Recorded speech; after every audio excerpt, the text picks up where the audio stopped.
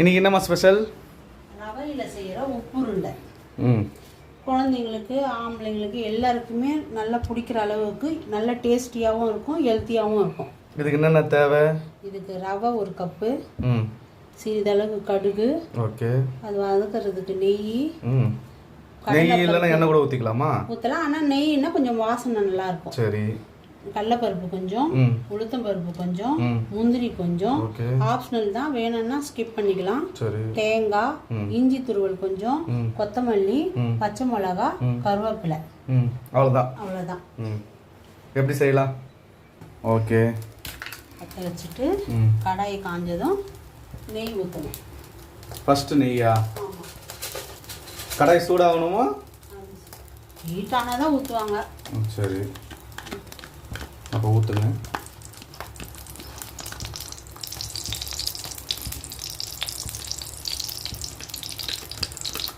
பார்த்து டப்பாவே வந்துடுது.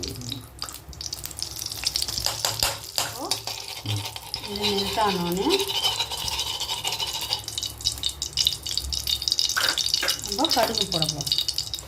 உடனே போட்டணுமா? உடனே போடணும். விடியுமா?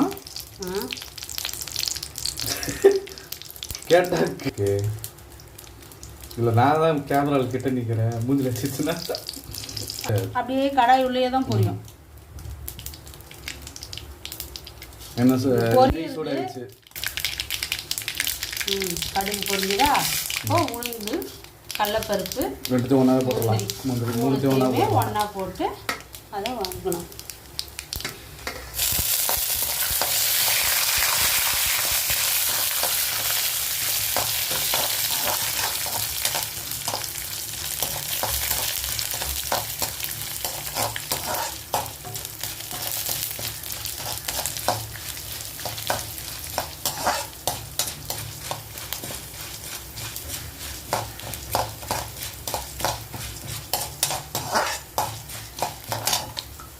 சிறிதளவு இஞ்சி துண்டு,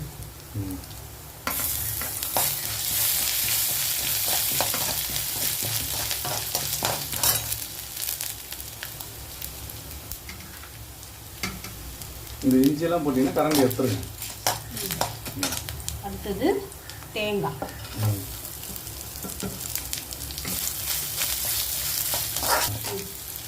தேங்காய் போட்டதுக்கப்புறம் கருவேப்பிலை எல்லாமே உடனே போட்டணுமா?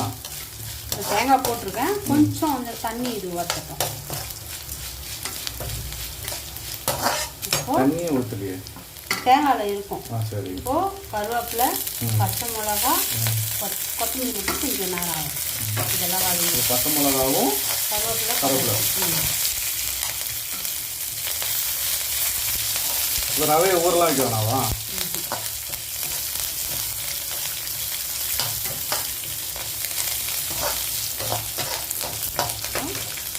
கொத்தமல்லி போட்டுக்கணும். ஓகே.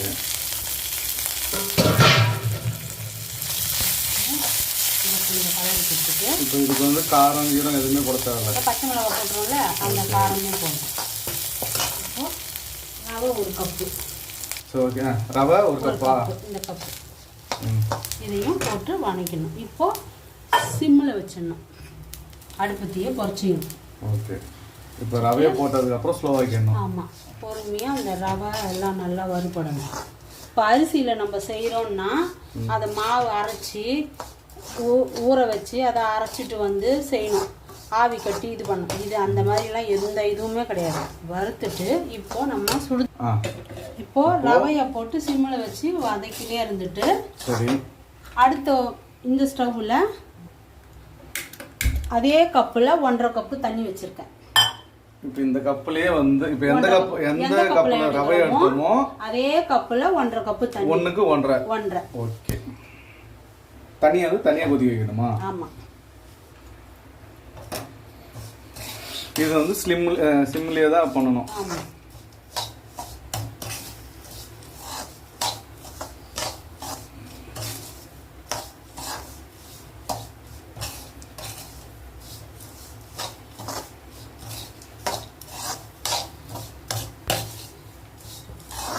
உப்புமாவே வேணான்னு சொல்கிற குழந்தைங்களும் ஆம்பளைங்களும் உப்பு உருண்டை இதை செஞ்சு கொடுத்தோன்னே அடுத்த வாட்டி எனக்கு உப்பு உருண்டை செஞ்சு கொடுன்னு கேட்பாங்க.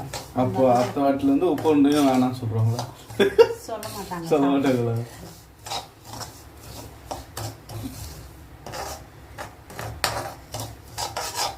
இது சொல்லக்கூடாதுன்னு சொல்கிறது தான் இந்த ஸ்நாக்ஸ். ஓகே.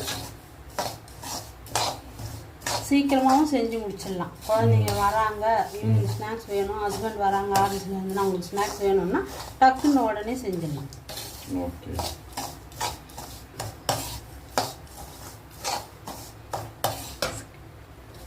ஓகே. அவங்க தேவைக்கேற்ப உப்பு கொஞ்சம் போட்டுக்கணும். எப்போ? இதுலேயே இந்த ரவையிலேயே போட்டுட்டு நல்லா வணக்கிட்டே இருக்கணும். இப்போ அது ரெடி ஆயிடுச்சுன்னு எப்படி பார்க்குறது? இதோ தண்ணி கொதிக்கிற வரைக்கும் வணங்கணும். அதுதான் டைம். அந்த தண்ணி அதில் வச்சுருக்கோம், கொதிச்சுட்டே இருக்குது. அது கொதிச்ச உடனே இதில் ஊற்றி அப்படியே கிளறி ஸ்டவ்வில் தண்ணி சூடு உடனே ஆயிடுச்சுன்னா இது பெரிய ஸ்டவ்வில் வச்சு இது பண்ணுறோம். அது திட்டமான ஸ்டவ் கரெக்டாக இருக்கும். அது வரைக்கும் நம்ம வதக்கணும்.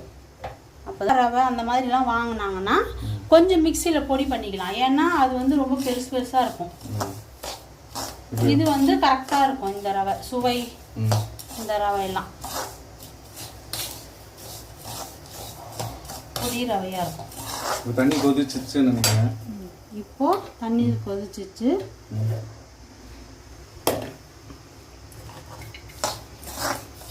ஊற்றப்போம். அந்த மொத்த தண்ணியும் ஊற்றிடணும். அதுக்கு தேவையான அளவு ஊற்றுறேன். சரி, கிண்டி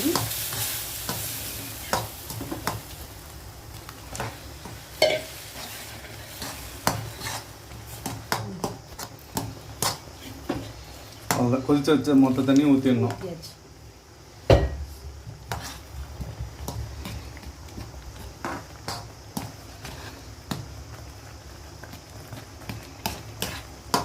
உப்புமா மாதிரி தான் இருக்குது.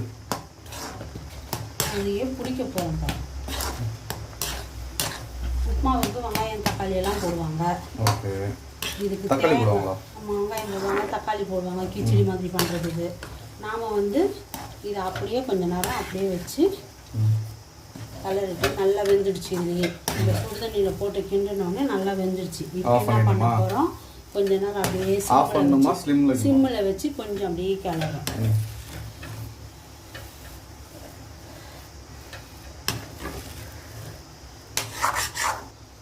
சிம்லேயே வந்து பண்ணிக்கிட்டே இருக்கணுமா?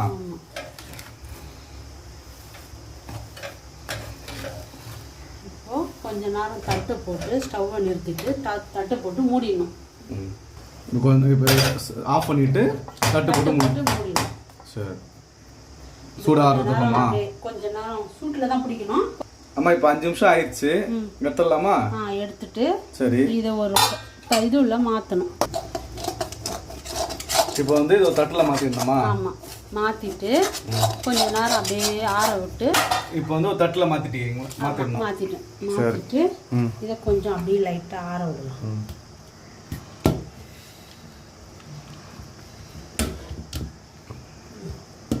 சூடு ஆறுனதுக்கு அப்புறம் உள்ள பிடிக்கணுமா? லைட்டாக சூடு கொஞ்சம் வெதுன்னு இருக்கணும். சூடும் லைட்டாக இருக்கணும். அதுக்கு ரொம்ப சூடும் வேணாம். கை பிடிக்கிற பொறுக்கிற அளவுக்கு, கையில் பிடிக்கிற அளவுக்கு. ஆமாம் ஆமாம்.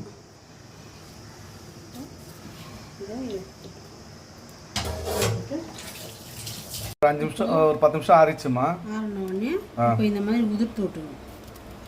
உதிரி ஆக்கிடணும். ஆக்கிட்டு அப்படியே உதிர்த்து விட்டுட்டு அப்படியே ஏதோ உருண்டை பிடிக்கணும். அவ்வளோதான்.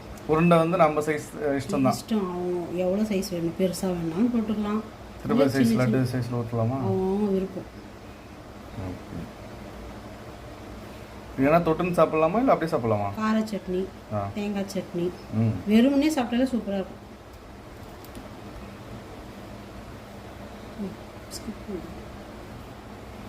இப்போ இது வந்து 1 கப்பு ரவை அப்போனா எவ்வளோ? ஒரு 1/4 கிலோ வருமா? 1/4 கிலோ இருக்காது, ஒரு 200 இருக்கும். 200 கிராம் ரவை.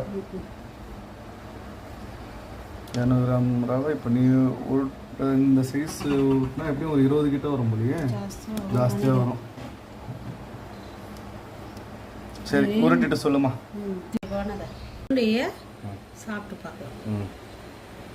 எப்படி இருக்கு? சொலையாக சூப்பராக இருக்கும். ஏன்னா நீ செஞ்சு நான் சாப்பிட்டு பார்த்து சொல்கிறேன்.